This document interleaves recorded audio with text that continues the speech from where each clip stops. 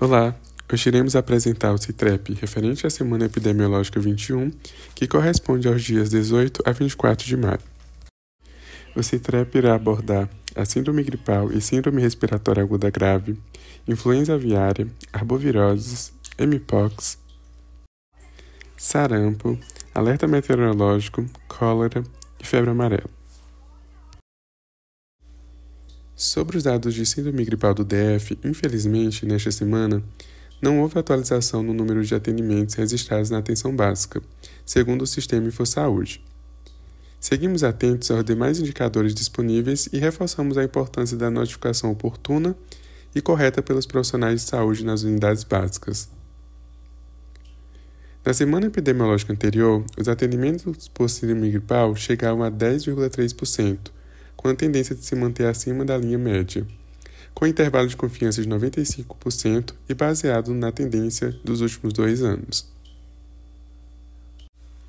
Sobre os dados de internações por síndrome gripal no Distrito Federal nas últimas 3 semanas epidemiológicas, entre as semanas 19 e 21, observamos uma redução progressiva nas internações em unidades de terapia intensiva por síndrome gripal, caindo de 109 casos na semana epidemiológica 19 para apenas 14 na semana epidemiológica 21. No entanto, vale ressaltar que internações em UTI que não utilizam track care ou MV como prontuário eletrônico não são contabilizadas nesses números do painel, ou seja, no mínimo HUB e 4 hospitais particulares que possuem leitos de UTI do SUS.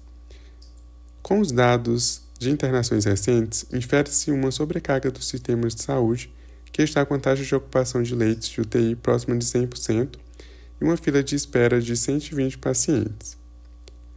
Esses dados reforçam a necessidade de vigilância contínua, especialmente nas portas de entrada da rede, e indicam que a síndrome gripal segue impactando o sistema de saúde, com importante carga sobre os leitos de enfermaria e UTI. Nas últimas 3 semanas epidemiológicas, observamos um aumento expressivo na circulação de vírus respiratórios no Distrito Federal, com destaque para vírus sincicial respiratório, influenza A e rinovírus. Na semana epidemiológica 19, o vírus sincicial respiratório representava cerca de 52% dos vírus detectados, seguidos por influenza A com 22% e rinovírus com 23%. Já na semana epidemiológica 20, tivemos um pico geral de positividade laboratorial, com 886 casos. Nessa semana, o vírus sincicial respiratório continuou predominando, correspondendo a aproximadamente 40% dos vírus identificados, enquanto a influenza A aumentou sua participação para 31%, e o rinovírus também cresceu, chegando a 26%. Na semana epidemiológica 21, embora o número absoluto de casos tenha diminuído, o padrão de circulação se manteve semelhante. A influenza A passou a liderar com 36%, seguida de rinovírus com 33%, e o vírus sincicial respiratório, ainda significativo, caiu para 29% do total. Esse padrão reforça a necessidade de atenção contínua à vigilância laboratorial e clínica, especialmente porque esses 3 vírus respondem por mais de 90% das detecções no período, sendo os principais responsáveis pelos quadros de síndrome gripal atendidos na atenção primária e nas unidades de urgência. Na semana epidemiológica corrente, percebe-se um aumento de casos em adultos e idosos de vírus sincicial respiratório, o vírus que causa bronquiolite. A circulação do vírus da influenza no DF permanece alto e entre menores de 19 anos já soma 320 PCR positivos no mês de maio. Entretanto, é a maior causa de morte entre idosos. O rinovírus também atinge mais crianças e continua com alta incidência na semana epidemiológica corrente. Sobre SRAG no DF, o estado ainda apresenta alarmantes coeficientes de incidência, podendo somar mais de 9 casos por 100 mil habitantes pela 9ª semana consecutiva. Mato Grosso do Sul apresenta altos coeficientes de incidência, com uma média nas últimas 9 semanas superior a 10 casos. Mais da metade do país encontra-se em nível alto de atividade nas últimas 2 semanas, especialmente em estados como São Paulo, Goiás, Mato Grosso do Sul, Paraná e Rio Grande do Sul. No mapa de tendência de longo prazo, a situação é ainda mais preocupante.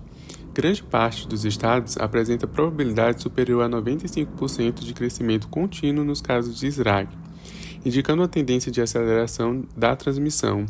Apenas poucos estados se mantêm em patamar de segurança ou estabilidade, com destaque para o Amazonas e o Amapá.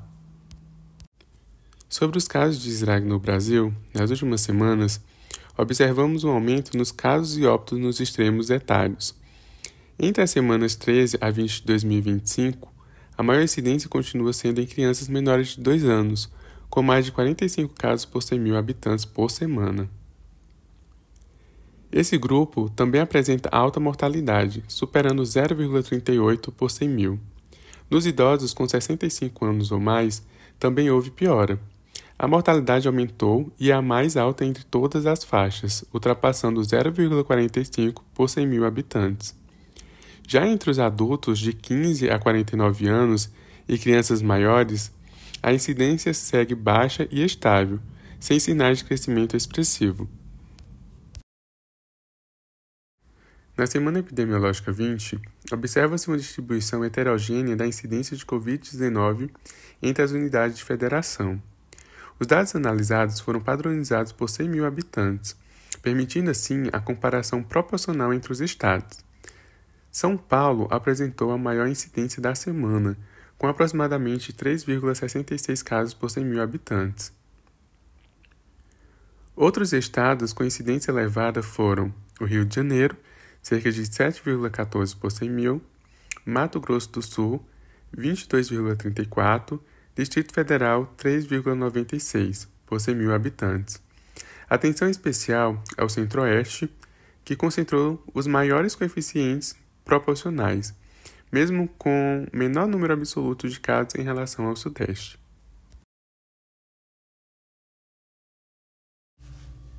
No que se refere à influenza aviária de alta patogenicidade nos Estados Unidos, o total de rebanhos afetados é de 1.074. Houve um aumento de 0,6% em relação à semana epidemiológica anterior. A Califórnia continua sendo o estado com maior número de casos, com 766. O Idaho ultrapassou o Colorado em número de casos e até o momento apresenta 108 casos, com um acréscimo de 7% em relação à semana anterior. Por fim, o Colorado segue com um total de 64 casos. Até o momento do mês de maio, são 24 casos. Entre os dias 11 de maio a 17 de maio de 2025, o vírus H5 da influenza aviária foi identificado em 18 amostras de águas residuais coletadas em diferentes regiões dos Estados Unidos, um número 3 vezes maior do que o da semana anterior. As amostras positivas foram distribuídas da seguinte forma: 14 amostras no estado de Oregon, 3 amostras no estado de Nova Jersey e 1 amostra no Alasca. Com relação aos casos de IAP no Brasil, até maio de 2025 foram realizadas 398 investigações, 94 amostras foram coletadas e 2 focos foram positivos. No mesmo período do ano anterior, foram 489 investigações realizadas, 154 amostras coletadas e 14 focos positivos em aves silvestres. Até o momento do mês de maio, foram 98 investigações. No ano 2025, tem sua média de 73 investigações por mês. E há, no momento, 17 investigações com coleta de amostra, ainda sem resultado laboratorial conclusivo. Na semana epidemiológica atual, foram 59 investigações realizadas, 22 coletas de amostras e 14 investigações em andamento. Nenhum foco positivo foi registrado. O governo do estado do Rio Grande do Sul declarou que foram realizadas todas as vistorias em propriedades rurais no raio de 10 km da cidade de Montenegro. No total, foram 540 propriedades e, a partir do próximo sábado, terá início a revisitação de todas as propriedades. No estado, também foram instaladas 7 barreiras sanitárias e 1.200 veículos foram desinfetados. Em nota oficial, o mapa atualiza informações sobre a suspensão das exportações brasileiras. No total, 23 países suspenderam totalmente as exportações de carne de aves no Brasil. 17 países suspenderam estritamente ao estado do Rio Grande do Sul e apenas 2 países suspenderam as exportações limitadas ao município de Montenegro. Além disso, o mapa também esclareceu, por meio de nota oficial, o andamento das análises em amostras de granjas comerciais no Tocantins e em Santa Catarina. Foram coletadas amostras de granjas comerciais de Aguiarnópolis, Tocantins, e Ipumirim, Santa Catarina, mas, devido à baixa carga viral ou possível degradação do material, o vírus foi inoculado em ovos embrionados para posterior análise. Ainda, no que se refere ao rastreamento de trabalhadores da Granja do Rio Grande do Sul, todos permanecem em monitoramento. Apenas um trabalhador apresentou sintomas gripais, mas teve resultado negativo para influenza aviária. No que se refere à dengue no Brasil, até a semana epidemiológica 20/2025, o estado de São Paulo registrou a maior incidência, seguido do Acre, Paraná, Goiás e Mato Grosso. Até a semana epidemiológica 20/2024, 10 estados brasileiros apresentaram o coeficiente de incidência superior a 900. Em 2025, somam 4 estados que se mantiveram com uma incidência acima de 900 casos por 100 mil habitantes.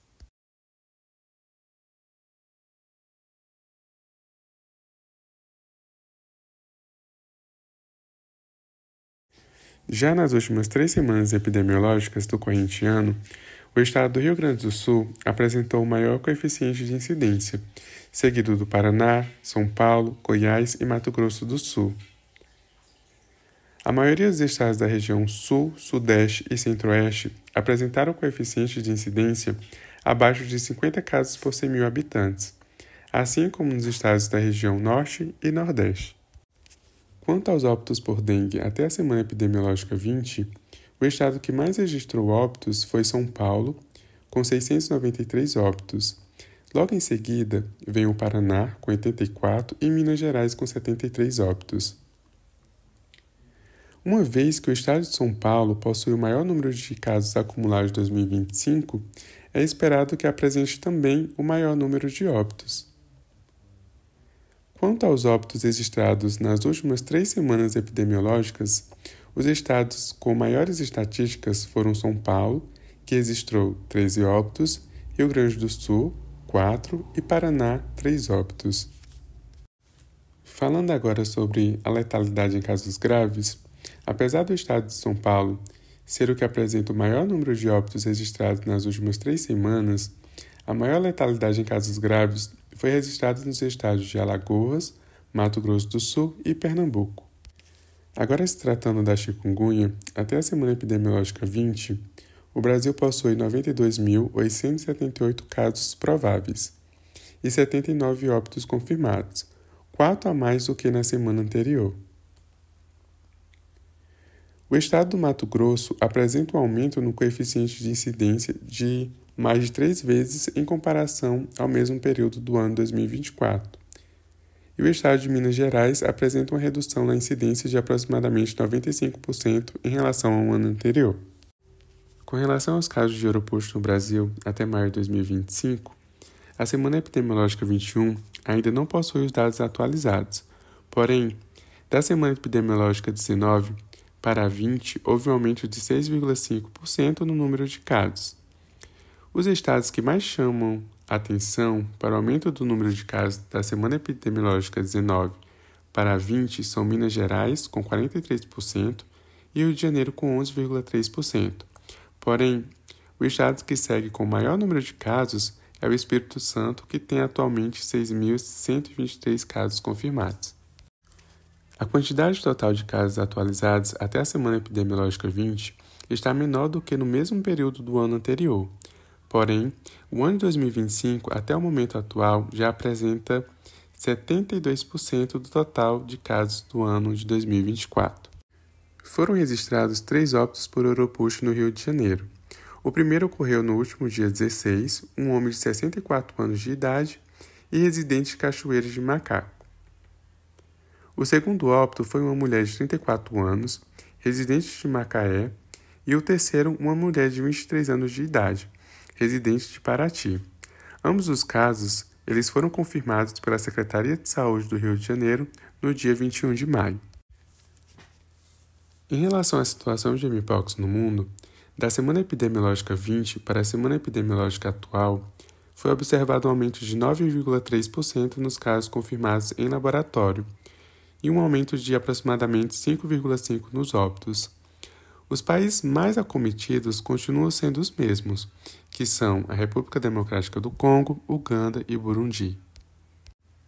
Quanto à situação na África, a República Democrática do Congo segue sendo o país com maior número de casos confirmados, com 8.084 casos até o momento, um crescimento de aproximadamente 7,5% em relação à semana anterior.